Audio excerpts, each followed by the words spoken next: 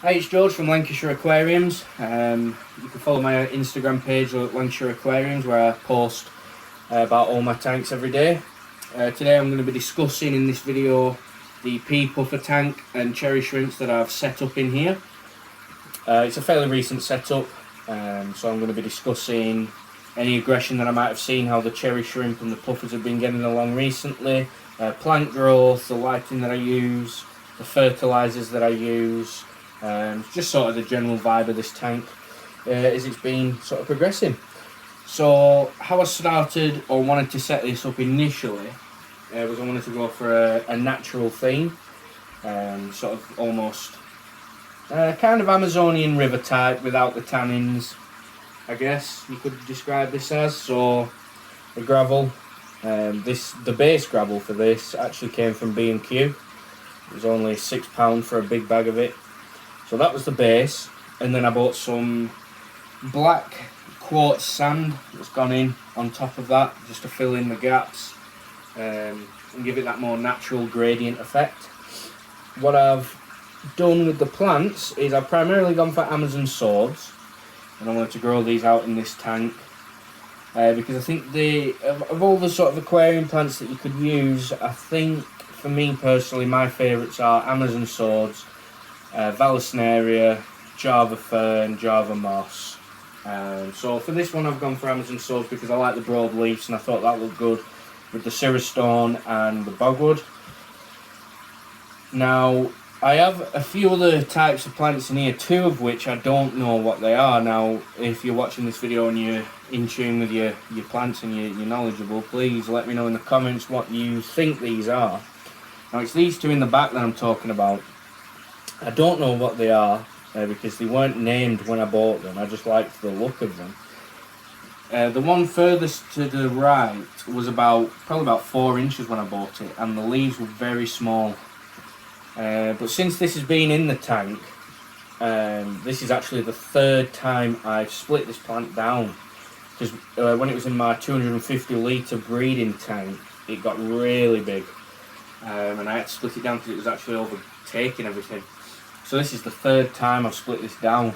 I don't know what it is. Like I said, the leaves have gone really long. When I bought it, it was tiny. I don't know what that is. This one is kind of Kabumba type. But it isn't Kabumba. I'm not sure what it is though. This is another one that really takes off growing. As for, obviously I mentioned the Amazon swords. Now the other ones I've got here, I've got a big mother plant of Java fern in my breeder. So what I've done is taken a clipping of that and just glued it to the bogwood here. Trying to grow that out into a bigger plant. Split that down again, grow out another part of it, so on and so forth. I've also just taken, and I noticed was just a leaf floating around that had a few rhizomes on it. So I've glued that to a little pebble down here at the bottom. See if I can take that off, get that to grow into a bigger plant. And then I've just got some basic Java moss glued to a pebble as well at the bottom. I'm finding that the plants are really growing quite well. And I think that is down to the Fluval Grow that I use, Grow Plus. Find this to be excellent fertiliser. I use this in all my tanks. I've not used any other fertiliser apart from API and Seachem Flourish, but I prefer this one. I just think this one works the best for me. As for the light, I'm using a Fluval Sky, I believe this one is. It comes with a few gimmicky features, you know, like storming, lighting, cloudiness, stuff like that. But what I like on this is the light cycle that you can program alongside the colour spectrum that you want. I've currently got this on a 24-hour daylight cycle, and the plants just respond really well to it. I've got some excellent root growth going on in amongst these, and the tank hasn't been up and running that long, to be fair, only probably about a week or so. As for the filter, I'm running an Eheim. I'm not sure of the model. I've had this Eheim filter for quite a while now, and it is one of my favourite filters. Reason it's one of my favourite filters is this little compartment just pops off. You can give that a clean if you wish. I tend not to clean my sponges that often, just because I find it's a little bit of a waste of time. in the sense that I like to keep a good bacteria in there. I mean, I will rinse it off, but I'll never thoroughly clean it, which is something I don't think you should do. Because obviously, like I say, it builds up good bacteria, beneficial bacteria, keeps that cycle in the tank going. You don't want a cycle crash. Also, another feature of this that I really like is you can attach a small piece of airline. You don't need an air pump to it. Obviously, you can see that I don't have an air pump running on this. Now, this draws sort of oxygen just from the atmosphere. So if I cover my thumb over it, you don't get any bubbles or anything. The filter is still running. But then I take my thumb back off, and you get all them bubbles. So you don't need to be running air pumps and stuff like that. This does it all. I love that. As for the heater, it's just your basic heater. It's not preset or anything. I have the temperature set to between 24 and 26, somewhere around there. I like to run my tank slightly warmer than usual, just to help keep down parasites such as white spot. I also find that just encourages the breeding of fish as well, especially the cherry shrimp. Speaking of the cherry shrimp, since I've added these to the tank with the 4 Pea Puffers, I've not seen any aggression whatsoever. I did keep a close eye on these for the first couple of hours they were in there. What I did notice was that the Pea Puffers are extremely inquisitive fish.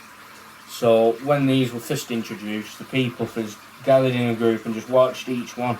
It was quite funny really and amusing to watch. You know, they follow the shrimp around. There was no aggression, no nipping or nothing like that. They're just really curious fish. Really funny to watch. And then obviously, you know, they've been in there now a few days and they're fine. The Pea Puffers don't bother them at all. Now I think the reason for this is because I bought them bigger than the actual Pea Puffers are, because the Pea Puffers are juvenile. They are very small. In fact, they're so small that I can't actually see them the majority of the time. So when the puffers start to get bigger, what I'll do is I'll take the cherry shrimp out of here. I'll move them into a smaller tank purely for breeding and get a good colony of them going. Overall, I found this tank to be doing really well. Levels spot on. I've got no ammonia, no nitrite. My nitrates are usually below 10 ppm, and that's obviously due to the amount of plants that I've got in here, plus the 14 plants that I've got on top.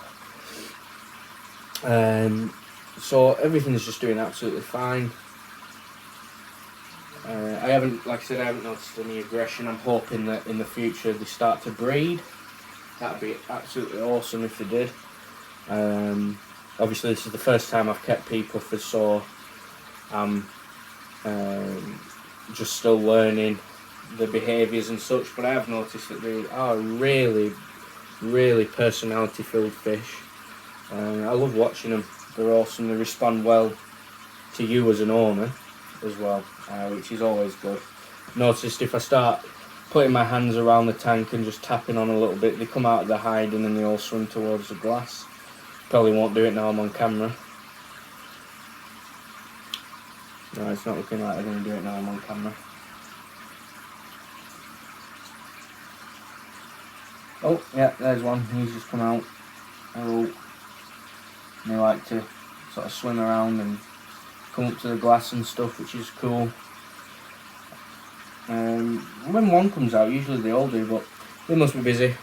So I put some brine shrimp in here, small baby brine, that'll have gone in amongst these, so a lot of them are around the back hunting it out and stuff like that, so that's cool as long as they're happy. Other than that, funny story behind this tank, I actually found this tank in a dump it site. It had a big crack in the bottom. It was leaking out like mad. It's a good job I filled it up in the outside first, because when I started filling it up it was just gushing out the bottom. So what I did was I took this to my local aquatic shop, who resealed it for me, took it apart, got rid of all the silicone, cleaned it up, and now it's absolutely perfect. He's done an absolutely awesome job on cleaning this up. Really happy with it. So far I think this is probably my favourite tank that I've got. I need to rescape the 250 litre community tank that I've got there. I've just recently rescaped my beta tank as well, which I'll be uploading a video on soon. So if you want to see more of this sort of content, obviously it's a new channel. I'm just looking to share my thoughts and opinions and share my experiences on what I've done so far and what my plans are for the future, just so other people, you know, can see what works, what doesn't, and take, you know, bits and bats from my experiences of keeping fish. That's all I want to do from this channel, really, and just share my interest in the hobby with all of you guys. I know there's a big community out there of hobbyists, and I just wanted to show what I've been up to myself. If you enjoyed the video, you know, give it a like, subscribe, leave a comment. Any criticisms or feedback, constructive, you know, let me know. I'm trying to improve these videos. Like I said, this is my first one I've uploaded, so it's not going to be, you know, it's not going to be brilliant, but hopefully as time goes on I'll improve and get better recording equipment, etc. But like I said, you know, if you want to see a video on my beta scape, and Prince is called, my beta fish, leave a comment there and I'll get a video of that uploaded as well. Like I said, give us a subscribe and a like, share it if you enjoyed it, and I'll see you in the next one. Cheers.